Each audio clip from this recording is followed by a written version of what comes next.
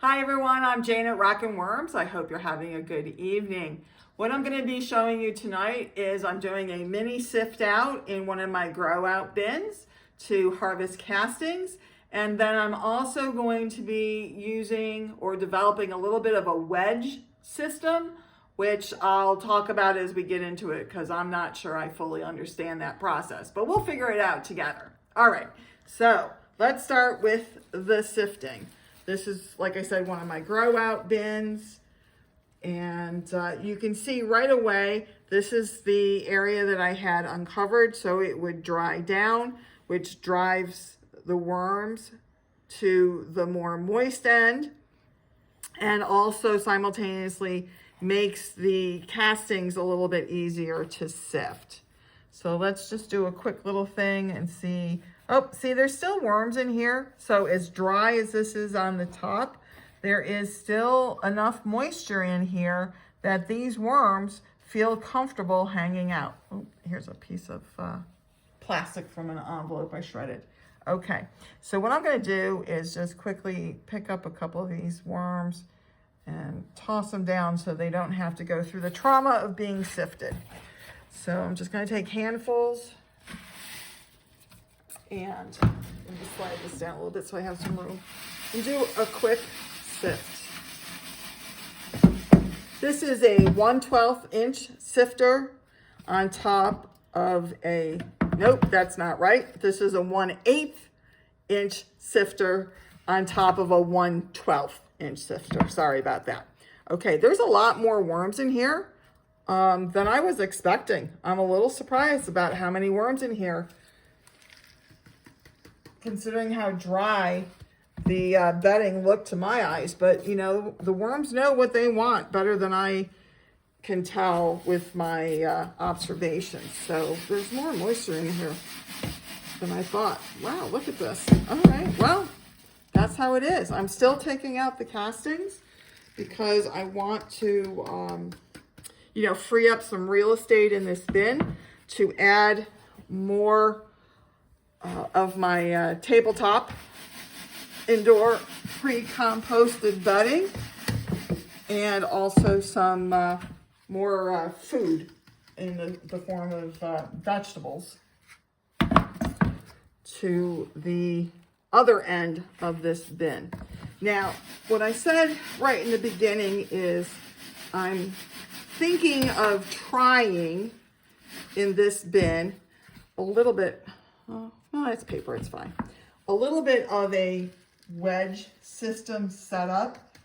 And my general understanding is that the wedge system is perhaps just a specific name for managing your bin in a series of successive horizontal migrations. Okay, and I'll explain my understanding of that in just a second because I'm almost done with this little section here. Now, I did just this small section of this grow out bin because my time lately has been very limited because of the garden and canning. So I didn't want to dry out a large section of a bin and not be able to get back to it and have the bin go too dry. So what I'd rather do is just dry out smaller sections at a time and, you know, be able to handle that as opposed to overwhelming myself by drying out, you know, a larger section of a bin that I'm going to be able to reasonably handle. Okay, so this is done. Okay, now what I want to do is I want to look in the material here that went through the 1/8 but did not go through the 1/12 screen. And what I'm looking for is if there's cocoons. And I need to move that light just a little bit. Yeah, that was too hard for me to see. So what I'm looking for is to see if there's a lot of cocoons in here.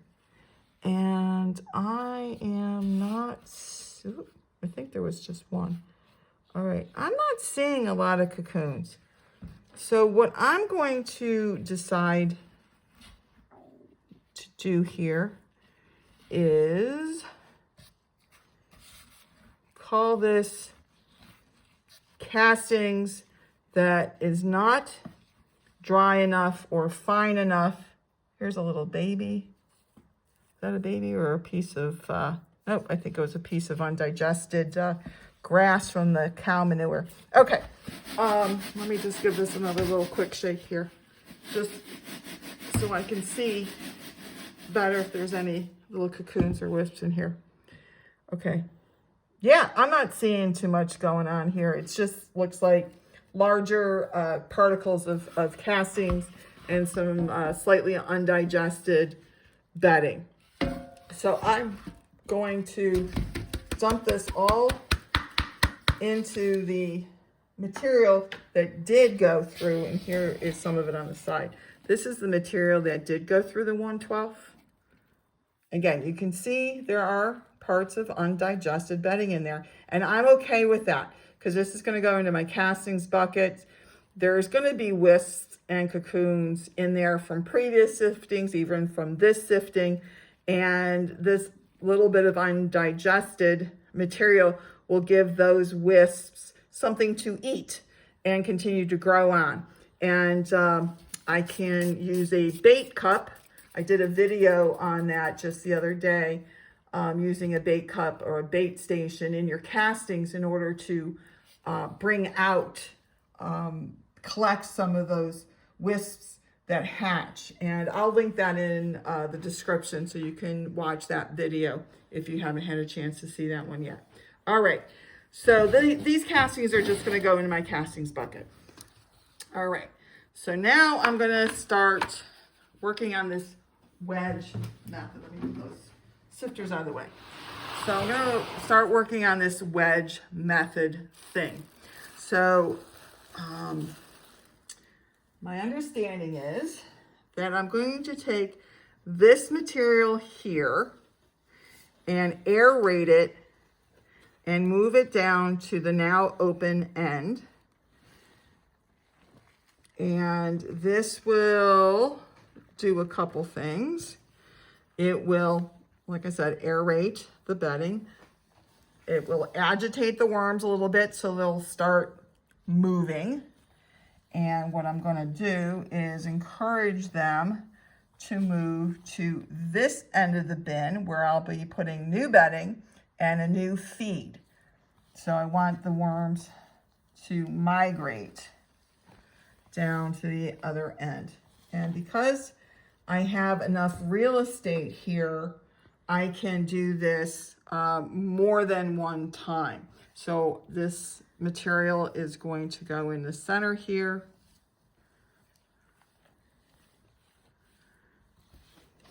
The worms will finish eating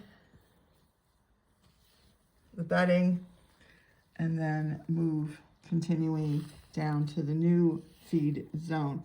Now I want to show you that there is newspaper in here. There's also some cardboard shred that hasn't been digested yet.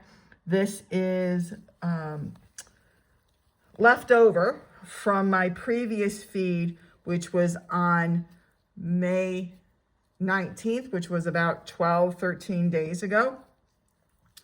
And so the worms are still working on that dry cardboard because it needs to be worked on by the microbes so the worms can then get into it themselves.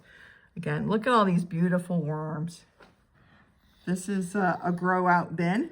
So there's worms at all stages. I saw, here's an adult right here with the clitellum and the little colored tail. There's going to be, here's a little much younger worm.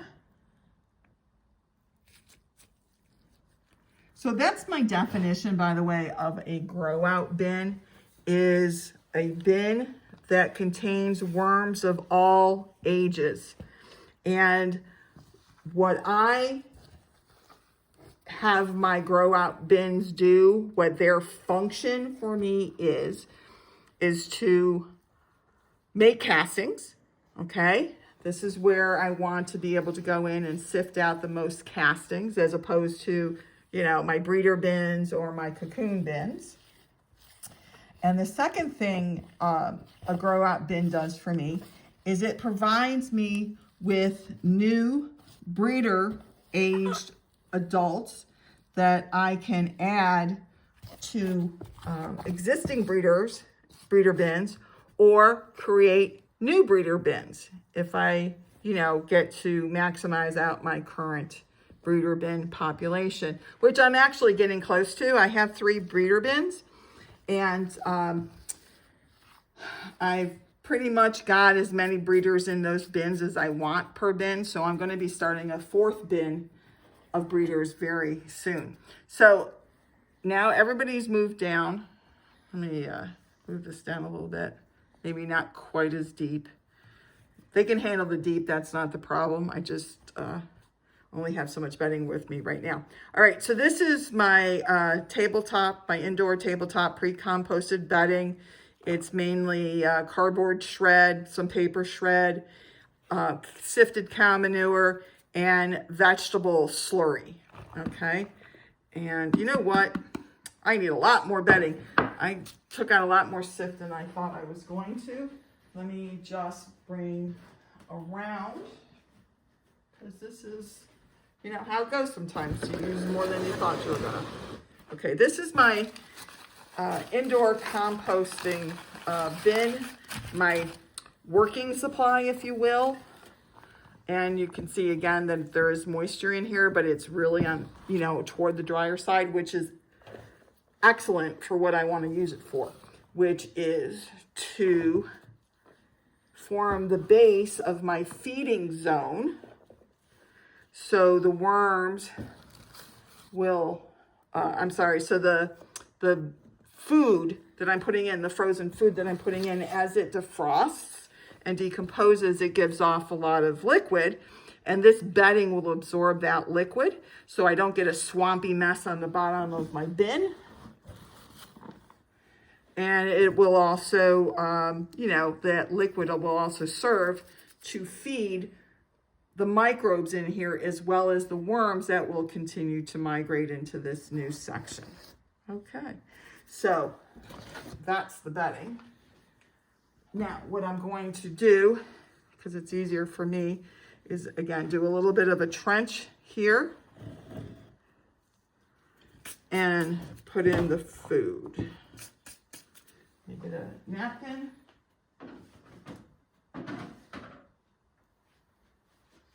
This is a napkin used from lunch. I think that's chicken wing sauce stain there. I learned how to make chicken wings in an air fryer. They're really good, and it's actually pretty easy. All right, so this is the feeding that they're gonna get. This is a mixture of celery, which is a fast food, and pumpkin, which I think is like a medium food as far as speed goes, but they really like pumpkin a lot. So I'm expecting this food to go fairly quickly. Not to mention I've got, you know, a lot of worms in this bin. I don't know how many, but there's a fair few, as you saw when I was moving the wedge down. So now I'm putting on some worm chow. Okay. And I want to add a little Dolomite lime as grit, because I'm out of eggshells still.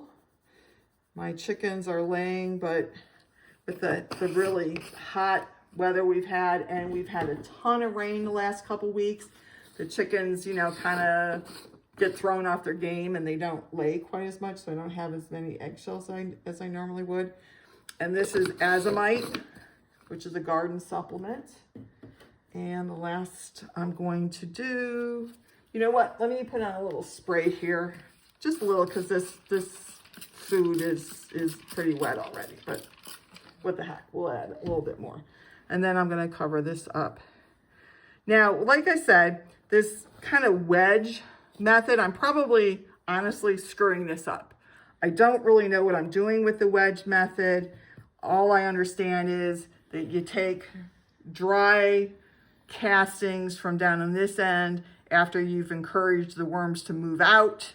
You sift it, you move the middle section, the next section down into that now open, and then you add new bedding and new food at the opposite end. So I'm not sure, again, why it's called wedge versus anything else, but if you understand that and you can explain it to me, I really appreciate it. You can put it into the comments, and then we can learn together. All right, this bin is pretty much ready to go. Let me look at the newspaper and see if it needs to be, oh, there's a couple worms on it. They like to hang out on the newspaper. Very moist. Let me see if the newspaper has to be replaced or if it's still in decent shape. You know, I think I am going to leave this end open like I did in the initial bin setup that you saw. So the worms will, you know, work on this a little bit and then again, start to move down to the new bedding and the new feed end. So this end will start getting ready for future casting harvesting. Let me get one more piece of newspaper here to put this on.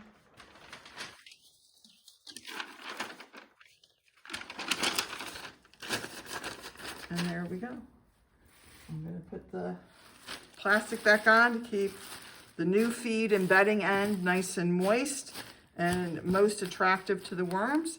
This area will dry down a little bit. Doesn't have as much food source in it, although there's quite a bit, but not as much.